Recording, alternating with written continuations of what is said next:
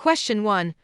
How can I attract higher paying residents to my limited mental health assisted living facility? So what I would do if I were you, I would work with the placement professionals in that area, because if the placement professionals have a bad mindset about the area, they're never bringing their referrals to that area. You get what I'm saying? So I think educating your referral source, like the placement professionals, the legal lawyers, for example, the senior care attorneys, to let them know, hey, this area is actually a very nice, quiet area, even though it seemed like it is not. Because you can do your own marketing, which you should, your online presence, your Google business page, and add very nice pictures on there. You already have a nice ALF, which you have a good start, because all it takes is you taking these photos, these videos, posting them on your Google business page, right? Also on your Instagram business page, your Facebook business page, to let people see what it's like to live at your ALF. If you have a nice space outside, when your residents go outside and they're having a good time, take some videos, post them online, make your ALF a public space. Really, that's what it is. I mean, it's a private public space, if that makes sense. But it's a public space. Marketing is giving people the impression of what it is like to live here, what it's like to visit your parent here, what the culture is. Hey, we are a fun, happy ALF. Yes, residents have issues, staff have issues. Welcome. We are human, and we will be human with you. When you start visiting, you will have issues too, right? And then sometimes you'll have to fix their issues with them. You become part of the culture, part of the family. Let that be known online, because sometimes you will have people who are looking for ALF for their loved one, and then they go online.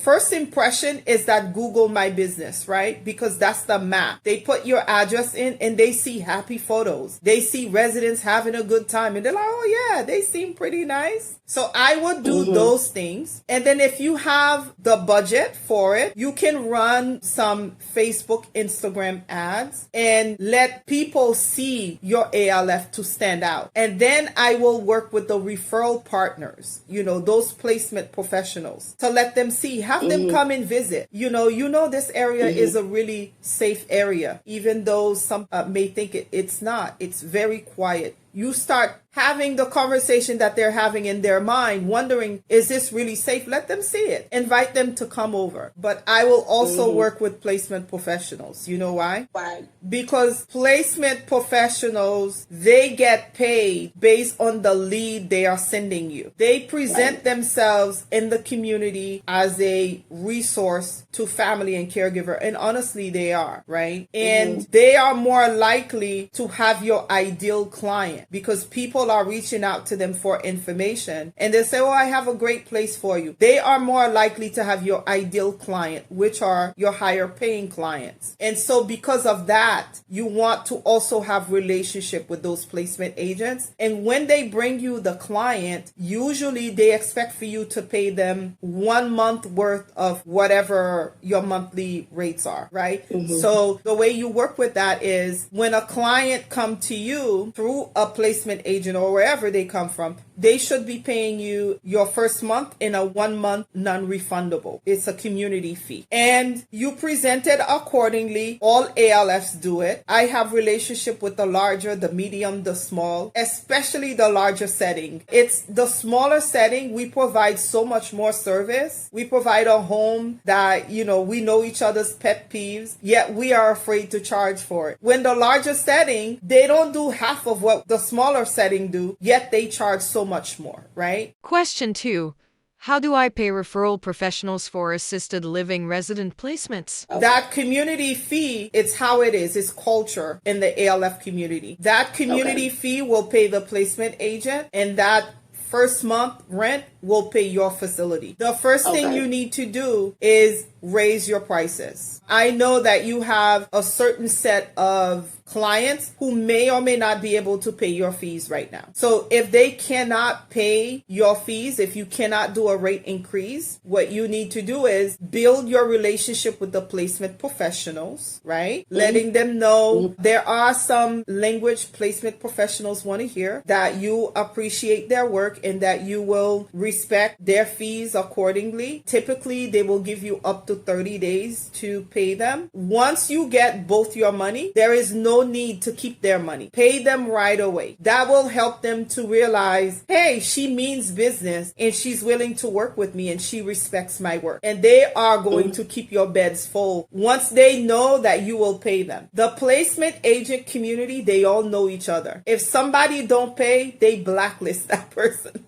They're like, oh, don't go to this person. They won't pay you. But if you pay them accordingly, they'll say, yeah, she's good people. She'll respect your fees, right? Build that. Then once you realize, okay, I have a way of gaining new clients, you start to discharge the clients who are not able to pay your fees. Now, the discharge process, it's never a feel-good moment, especially for those who care. But when you start to look at how much money you need to have a thriving business versus how much you're making, is not just because it's not going to feel good. But those 45 days notice, start giving out your 45 days notice. Be heavy on networking, especially with placement professionals. Okay? Because what happens is even the hospitals, the case managers, placement professionals have relationships with the same people you have relationships with, right? Or you're supposed to have relationships with. What happens is placement professionals, when they charge you that fee that they charge you, they don't keep all of it to themselves. They got to go back and give gifts and treat other people who respect them for what they do. But because I manage, it was one of those things that I had to find out. So if you don't know